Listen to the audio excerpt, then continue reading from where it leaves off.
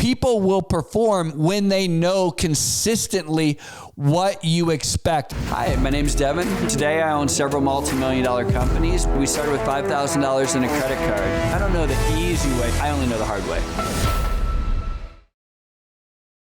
Hey everyone, welcome to the Whiteboard Entrepreneur Podcast, where I give straightforward advice to fuel the entrepreneur in all of us. I'm Devon Dickinson, and today I want to talk about consistency in leadership. And I think this is probably one of the most important things in leadership. It's to be consistent with who you are, because people, when they report to you, they need to know what they're dealing with. And so I have two examples that I like to share with you. One is of a coach that one of my kids had, and the other is a manager that I had.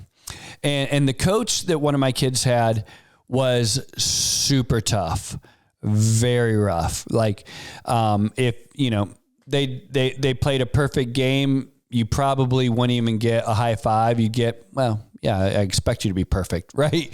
But if you messed up, boom, you heard about it, right? You messed up, you heard about it. You messed up, you heard about it. And what happened was, in the beginning, it was kind of very rough stylistically for my child to adopt to that type of leadership. But I noticed, like, number one, I was like, well, listen, it doesn't matter. This is your coach. You need to respect your coach. And listen, this is, maybe later on or, next year you can change teams or something. But like, number one, don't complain about the coach. Number two, respect them. And number three, and listen, you're not going to always like in everyone that is a leader. So this is a great life lesson. So I said, you're going to stick it out. So my child stuck it out. And by the end of that season, absolutely fell in love with the coach, because that coach was very, very consistent. They didn't just treat my child like that. They treated everybody like that. They expected perfection out of every player, right? And basically, if any player messed up, they held that player accountable.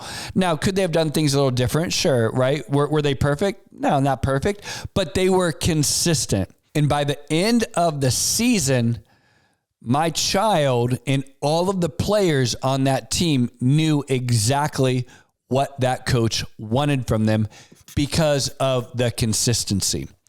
So could that coach learn some leadership principles and do some things differently? Absolutely, right?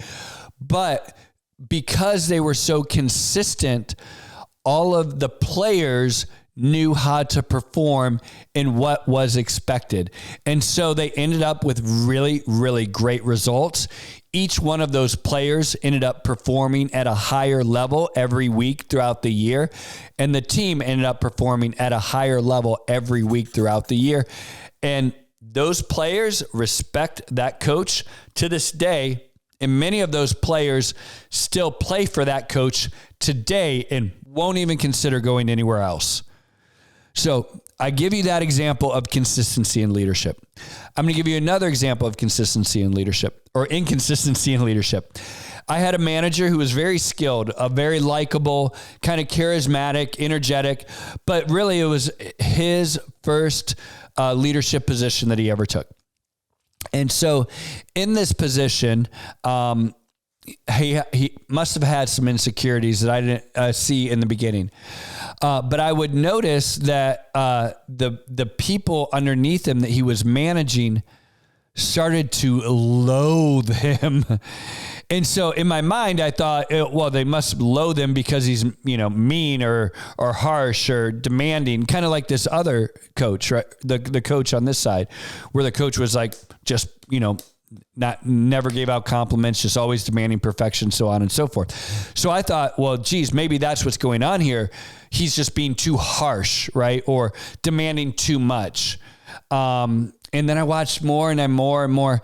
And then some of the people would come to me and they started complaining about this manager. And what I came to find out is the reason why they would complain was because he would be super happy, their best friend one day, laughing and joking with them one day. And then in the afternoon, on them and beating on them for performance. And then the next morning, vice versa. And there was just this lack of consistency with who he was and what he was demanding out of them. And they told me, they're like, hey, if he wants to be like, Mr. Happy, Mr. Friend guy, that's fine. If he wants to be Mr., hard nose, we're going to get this number every day, every day. That's fine too. But I need to know who I'm dealing with every single day, day in and day out. So I know what that person wants from me. You can't come up with me and, laugh and joke with me and, distract me for 20 minutes. And then an hour later come down and lay the hammer down because we haven't hit our numbers, right? Like I would rather have, this is stylistically who we are one way or the other way, but this in between, this lukewarm is brutal. And I've noticed that in leadership is that people will perform when they know consistently what you expect. And when you are consistent as a leader day in and day out, and not one day you focus on one thing and the next day you focus on another thing, and the next day you focus on another thing, and the next day you change, and the next day you're moody, and so on and so forth, and so on and so forth. People feel like they're reporting to Dr. Jekyll and Mr. Hyde. I'm not trying to tell you guys to turn into a jerk, right? That is absolutely not what this episode is about. But it's about being consistent. Be consistent in what your expectations are. Be consistent in your communication. Be consistent in your actions. Be consistent in your emotions. Be consistent in your communication style, right? Be consistent with who you are with your people and your organization, and people will know how to perform within that organization. Imagine how different it would be if every day, one day your leader's asking you for these KPIs, and then a week later, the leader changes and asks for a totally different KPIs. Remember, KPIs are key performance indicators. How could your KPIs change from one week to another, right?